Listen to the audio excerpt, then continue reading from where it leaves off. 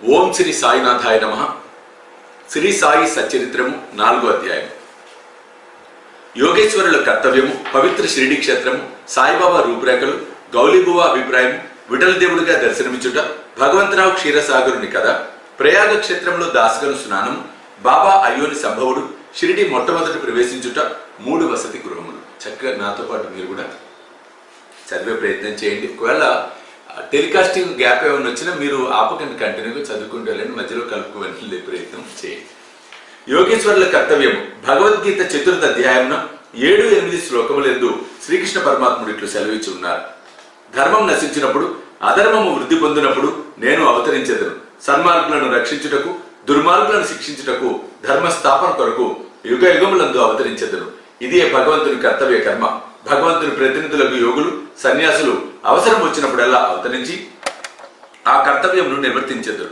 ద్విజులకు బ్రాహ్మణ, క్షత్రియ, వైశ్య జాతుల వారు తమ కర్మలను మానినప్పుడు, శూద్రుల పై జాతుల వారి హక్కులను అపహరించినప్పుడు, మత గురువులను గౌరవించక అవమానించినప్పుడు, ఎవరును మత బోధనలను లక్ష్య పెట్టినప్పుడు, ప్రతివాడును గొప్ప పండితుడు అని అనుకున్నప్పుడు, జనులు నిషిద్ధ ఆహారములు, మద్యపానములకు అలవాటు పడినప్పుడు, మతము పేరుతో కాని పనులు చేయనప్పుడు, వేరువేరు మతముల వారు తమలో తాము కలహించుకున్నప్పుడు, బ్రాహ్మణులు సంధ్యావందనము మానునప్పుడు, సనాతనులు తమ మతాచారములను పాటించినప్పుడు, ప్రజలు ధనధార సంతానములనే జీవిత పరమార్థములుగా భావించి మోక్ష మార్గమును మరచినప్పుడు, యోగేశ్వరులు ఉద్భవించి వారి వాక్కాయ కర్మలచే ప్రజలను సవ్య మార్గమును పెట్టి వ్యవహారములను చక్కదిద్దుదురు.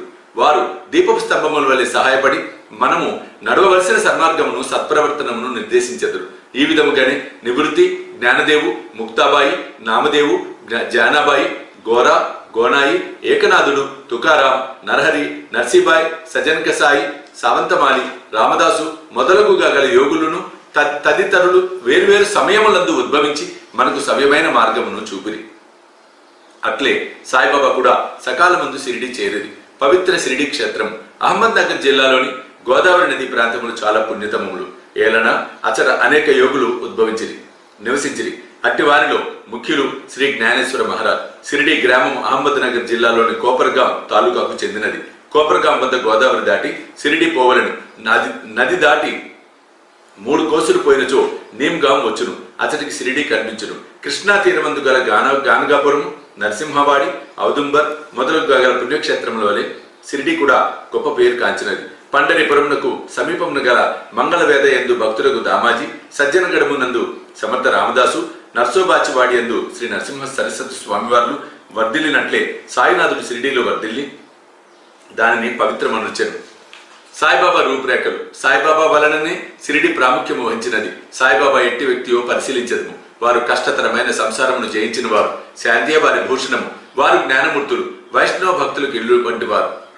ఉదార స్వభావులు, సారంలోని సారాంశము వంటి వారు. నశించు వస్తువులందు అభిమానం లేనివారు. ఎల్లప్పుడూ ఆత్మ సాక్షాత్కారమందే మునిగి ఉండేవారు. భూలోకమునందు గాని స్వర్గలోకమునందు గాని గల వస్తువులందు అభిమానం లేనివారు. వారి అంతరంగం అద్దం వలె స్వచ్ఛమైనది. వారి వాక్కుల నుండి అమృతము స్రవించుచుండెను. గొప్పవారు, పేదవారు వారికి సమానమే. వారు అవమానములను రెక్కించిన వారు కారు. అందరికీ వారు ప్రభువు. అందరితో కలిసిమెలిసి ఉండేవారు. ఆటలు కావించేవారు, పాటలను వినుచుండేవారు. కానీ సమాధి స్థితి నుండి మరలు వారు కారు. ఎల్లప్పుడూ అల్లా నామమును ఉచ్చరించేవారు. ప్రపంచమంతా మేల్కొన్నప్పుడు వారి యోగ నిద్రలో ఉండేవారు. లోకము నిద్రించినప్పుడు వారు మేల్కొని ఉండేవారు. వారి అంతరంగము లోతైన సముద్రం వల్లే ప్రశాంతము. వారి ఆశ్రమము, వారి చర్యలు ఇదమిద్దముగా నిశ్చయించుటకు వీలు కానివి. ఒకచోటనే కూర్చుండి ఉండినప్పటికీ ప్రపంచమందు జరుగు సంగతులన్నీ వారికి తెలియను. వారి దర్బారు ఘనమైనది. నిత్యము 100 కొలది కథలు చెప్పునప్పటికీ మౌనము తప్పిడివారు కారు. ఎల్లప్పుడూ మసీదు గోడ కానుకొని నిలుచువారు. లేదా ఉదయము, మధ్యాహ్నము, సాయంత్రము లెండి తోట వైపు కాని, చావడి వైపు కాని పచారులు చేయుచుండేవారు. ఎల్లప్పుడూ ఆత్మ ధ్యానమునందే మునిగి ఉండేవారు. సిద్ధ పురుషుడైనప్పటికీ సాధకుని వలె నటించేవారు. అనుకో నమ్రత కలిగి అహంకారం లేక అందరినీ ఆనందింప చేయవారు. అట్టివారు సాయిబాబా. షిరిడి నేల వారి పాద స్పర్శచే గొప్ప ప్రాముఖ్యతను పొందినది. జ్ఞానేశ్వర మహారాజ్ ఆలందిని వృద్ధి చేసినట్లు, ఏకనాథుడు పైటాను వృద్ధి చేసినట్లు సాయినాథుడు షిరిడిని వృద్ధి చేశాను. షిరిడిలోని గడ్డి రాళ్లు పుణ్యం చేసుకున్నవి. ఏలైనా బాబా పవిత్ర పాదములను ముద్దు పెట్టుకుని వారి పాదధూళి తలపైన వేసుకొనగలిగినవి. షిరిడి మా వంటి భక్తులకు పండరిపురం, జగన్నాథం, ద్వారక, కాశీ, రామేశ్వరము, బదిరి, కేదార్, నాసిక్, త్రయంబకేశ్వరము, ఉజ్జయిని, మహాబలేశ్వరము, గోకర్ణములు వంటిది షిరిడి సాయిబాబా స్పర్శే మాకు వేద పారాయణ తంత్రం. అది మాకు సంసార బంధనములను సన్నగిలిన చేసి ఆత్మ సాక్షాత్కారమును సులభ సాధ్యము చేయును. శ్రీ సాయి దర్శనమే మాకు యోగ సాధనముగా ఉండెను. వారితో సంభాషణ మా పాపములను తొలగించుచుండెను. త్రివేణి ప్రయాగల స్నానఫలము వారి పాదసేవ వలనే కలుగుచుండెది. వారి పాదోదకము మా కోరికలను నశింపచేయుచుండెది. వారి ఆజ్ఞ మాకు వేదవాక్కుగా ఉండేది. వారి ఊది ప్రసాదము మమ్ము పావనము చేయుచుండెను. వారు మా పాలిట శ్రీకృష్ణుడుగా, శ్రీరాముడుగా ఉండి ఉపశమనము కలుగ చేయుచుండిరి. వారు మాకు పరబ్రహ్మ స్వరూపమే. వారు ద్వంద్వాతీతులు, నిరుత్సాహము గాని ఉల్లాసము గాని ఎరుగరు. వారు ఎప్పుడు సచ్చిదానంద స్వరూపులుగా ఉండేది. వారు షిరిడి వారి కేంద్రమైనను వారి లీలలు పంజాబు, కలకత్తా, ఉత్తర హిందుస్థానము, గుజరాత్, దక్కను, కన్నడ దేశములలో చూపుచుండిరి. ఇట్లు వారి కీర్తి దూర దేశములకు వ్యాపించగా భక్తులు అన్ని దేశముల నుండి షిరిడి చేరి వారిని దర్శించి వారి ఆశీర్వాదమును పొందుచుండిరి. వారి దర్శన మాత్రమునే భక్తులు మనముల వెంటనే శాంతి వహించుచుండెను. పండరిపురం నందు విఠల్ రకుమాయిలను దర్శించినచో భక్తులకు కలిగడి ఆనందము షిరిడీలు దొరుకుచుండెను. ఇది అతిశయోక్తి కాదు. ఈ విషయం గురించి భక్తుడు ఒకడు చెప్పి ఉన్నాడు. గౌలిబువా అభిప్రాయం. 95 సంవత్సరముల వయసు గల గౌలిబువాను వృద్ధు భక్తుడు ఒకడు పండరి యాత్ర ప్రతి సంవత్సరము చేయువాడు. 8 మాసములు పండరి నందు, మిగతా 4 మాసములు ఆషాఢం మొదలు కార్తీకం వరకు గంగానది ఒడ్డునను ఉండేవాడు. సామాను మోయటకు ఒక గాడిదను, తోడుగా ఒక శిష్యుని తీసుకుని పోవాడు. ప్రతి సంవత్సరము పండరయాత్ర చేసుకుని షిరిడి సాయిబాబా దర్శనముకై వచ్చేవాడు. అతడు బాబాను మిగులు ప్రేమించేవాడు. అతడు బాబా వైపు చూచుచూ ఇట్లనేవాడు: వీరు పండరినాథుని అవతారమే. అనాథుల కొరకు, బీదల కొరకు వెలిసిన కారుణ్యమూర్తి. గౌలిబువా విఠోదేవుని ముసలి భక్తుడు. పండరిపుర యాత్ర ఎన్నిసార్లు చేసినో వీరు సాయిబాబా పండరినాథుని అవతారమని నిర్ధారణ పరిచిరి. విఠల దేవుడు దర్శనమిచ్చుట సాయిబాబాకు భగవన్నామ స్మరణ ఎందును, సంకీర్తనము ఎందును మిక్కిలి ప్రీతి. వారెప్పుడు అల్లా మాలిక్ అనగా అల్లాయే యజమాని అనుచుండిరి. 7 రాత్రింబవళ్ళు భగవన్నామ స్మరణ చేయించుచుండెడి వారు. దీనినే నామ సప్తాహం అందురు. బాబా ఒకప్పుడు దాస్కర్ మహారాజును నామ సప్తాహం చేయమనిది. సప్తాహం ముగినాడు విఠల్ దర్శనం కలుగునని వాగ్దానం ఇచ్చినచో నామ సప్తాహం సరిగదునని దాస్కర్ను జవాబిచ్చాను. బాబా తన గుండెపై చేయి వేసి తప్పనిసరిగా దర్శనమిచ్చును గాని భక్తుడు భక్తి ప్రేమలతో ఉండవలెను. ఠాకూరునాథ్ యొక్క ఠాకూర్ పట్టణం, విఠల యొక్క పండరిపురం, శ్రీకృష్ణుని ద్వారకా పట్టణము ఇక్కడనే అనగా షిరిడిలోనే ఉన్నవి. ఎవరును ద్వారకకు పోవలసిన అవసరం లేదు. విఠలుడు ఇక్కడే ఉన్నాడు. భక్తుడు భక్తి ప్రేమలతో కీర్తించినప్పుడు విఠలుడు ఇక్కడనే అవతరించును అన్నారు. సప్తాహం ముగిసిన పిమ్మట విఠలుడి క్రింది విధముగా దర్శనమిచ్చారు. స్నానాంతరం కాకాసాహెబ్ దీక్షిత్ ధ్యానములో మునిగి ఉన్నప్పుడు విఠలుడు వారికి కనిపించను.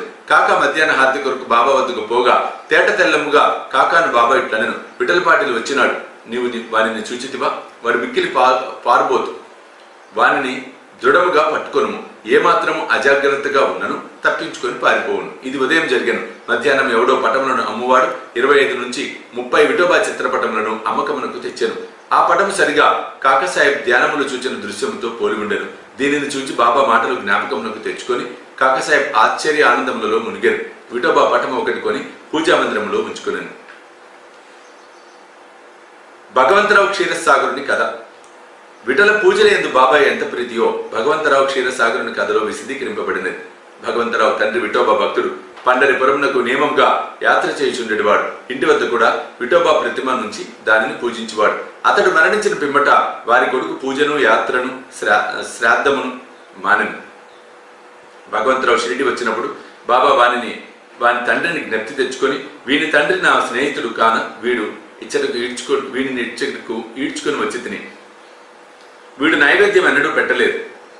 కావున నన్నును విఠలుని కూడా ఆకలితో మార్చినాడు. అందుచేత వీడిని ఇక్కడికి తెచ్చి తిని వీడు చేయనది తప్పని బోధించి చివాట్లు పెట్టి తిరిగి పూజను ప్రారంభించినట్లు చేసేదను అనిది.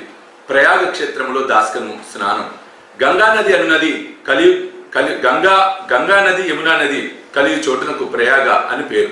ఇందులో స్నానం ఆచరించిన ప్రతివానికి గొప్ప పుణ్యము ప్రాప్తించినని హిందువుల నమ్మకం.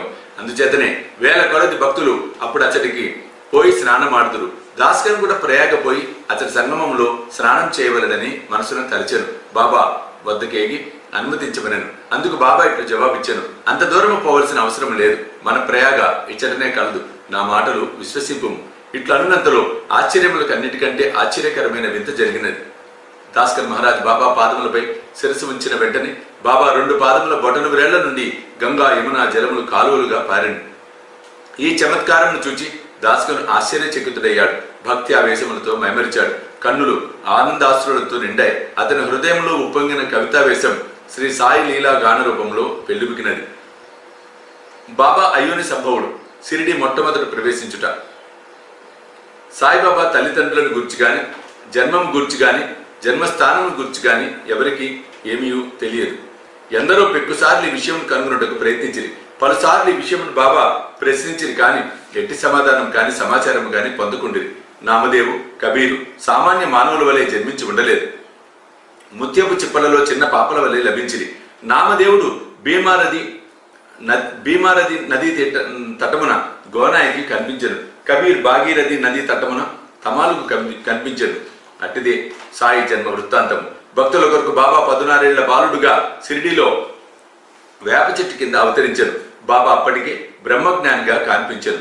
బాబా స్వప్నావస్థ ఎందైనను ప్రపంచ వస్తువులను కాంక్షించిన వారు కాదు. ఆయన మాయను తన్నను. ముక్తి బాబా పాదములను సేవించుచుండెను. నానా చౌక్దార్ తల్లి మిక్కిలి ముసలిది. ఆమె బాబాను ఇట్లు వర్ణించెను. ఈ చక్కని చురుకైన కుర్రవాడు వేప చెట్టు కింద ఆశ్రమంలో ఉండెను. శీతోష్ణములను లెక్కింపక అంతటి చిన్న కుర్రవాడు కఠిన తపస్సు ఆచరించుట, సమాధిలో మునుగుట చూచి గ్రామస్తులు ఆశ్చర్యపడింది. ఆ బాలుడు పగలు ఎవరితో కలిసేవాడు కాదు, రాత్రి ఎవరికి భయపడేవాడు కాదు. చూచిన వారు ఆశ్చర్య నిమగ్నులై ఈ చిన్న కుర్రవాడు ఎక్కడి నుండి వచ్చినాడని అడగసాగిరి. అతని రూపు, ముఖ లక్షణములు చాలా అందంగా ఉండెను. చూచిన వారెల్లరూ ఒక్కసారిగా ముగ్ధులగుచుండిరి. ఆయన ఎవరింటికి పోకుండెను. ఎల్లప్పుడూ వేప చెట్టు కిందనే కూర్చునివాడు. పైకి చిన్న బాలుని వలె కనిపించినప్పటికీ చేతలను బట్టి చూడగా నిజముగా మానవుడే. నిర్వ్యామోహము రూపము దాల్చిన అతని గూర్చి ఎవరికి ఏమీ తెలియకుండెను. ఒకనాడు ఖండోబా దేవుని ఒకరిని ఆవేశించగా ఈ బాలుడు ఎవరై ఉండునని ప్రశ్నించిరి. వాని తల్లిదండ్రులు ఎవరని, ఎచ్చటి నుండి వచ్చినాడని అడిగిరి. ఆ ఖండోబా గణం ఒక స్థలము చూపి గడ్డపారను తీసుకుని వచ్చి ఇచ్చిన తవ్వమనను. అట్లు తవ్వగా అందులో కొన్ని ఇటుకలు, వాని ఎగువ వెడల్పు రాయి ఒకటి కాన్పించను. ఆ బండను తొలగించి క్రిందన ఒక సందు కాన్పించను. అచట 4 దీపములు వెలుగుచుండెను. ఆ సొరంగం ద్వారా ముందుకు పోగా అచట ఒక భూగృహం కాన్పించను. అందులో గోముఖము, నిర్మాలములు, కర్రబలలు, జపమాలలు కాన్పించను. ఈ బాలుడు అచట 12 సంవత్సరములు తపస్సు అభ్యసించనని ఖండోబా చెప్పాను. పిమ్మట కుర్రవాణిని ఈ విషయం ప్రశ్నింపగా వారలను మర్పించుచు అది తన గురుస్థానమని, వారి సమాధచట కలదని, కావున దానిని కాపాడవలెనని చెప్పాను. వెంటనే దానిని ఎప్పటి వలె మూసివేసిరి. అశ్వద్ధ, ఉదుంబర వృక్షముల వలె ఈ వేప చెట్టును పవిత్రముగా చూచుకొనుచు బాబా ప్రేమించడు వారు. మహల్సాపతి తదితర షిరిడీలోని భక్తులు దీనిని బాబా యొక్క గురువు గారి స్థానమని, సమాధి స్థానమని భావించి సాష్టాంగ నమస్కారమును చేసేవారు.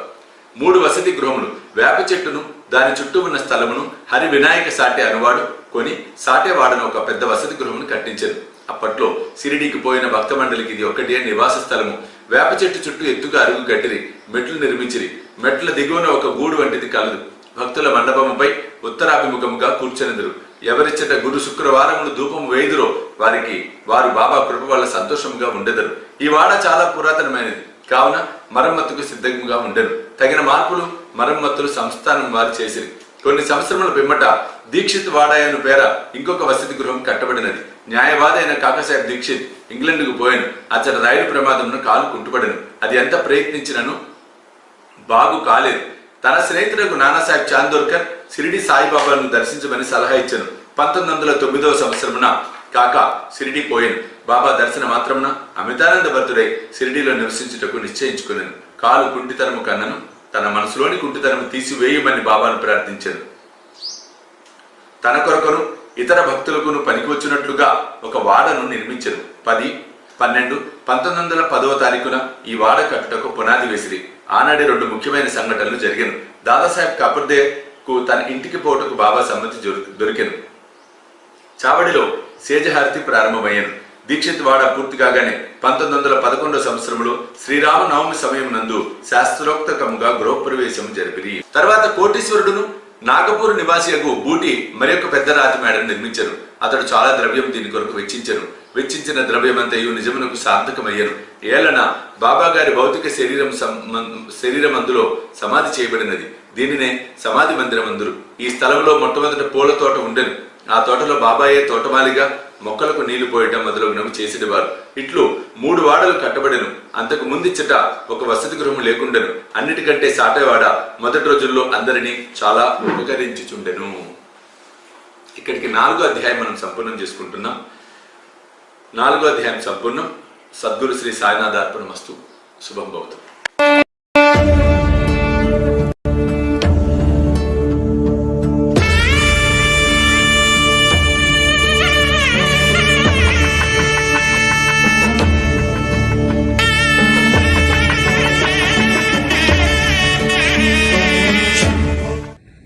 సాయి దివ్య రక్షా కవచ యంత్రానికి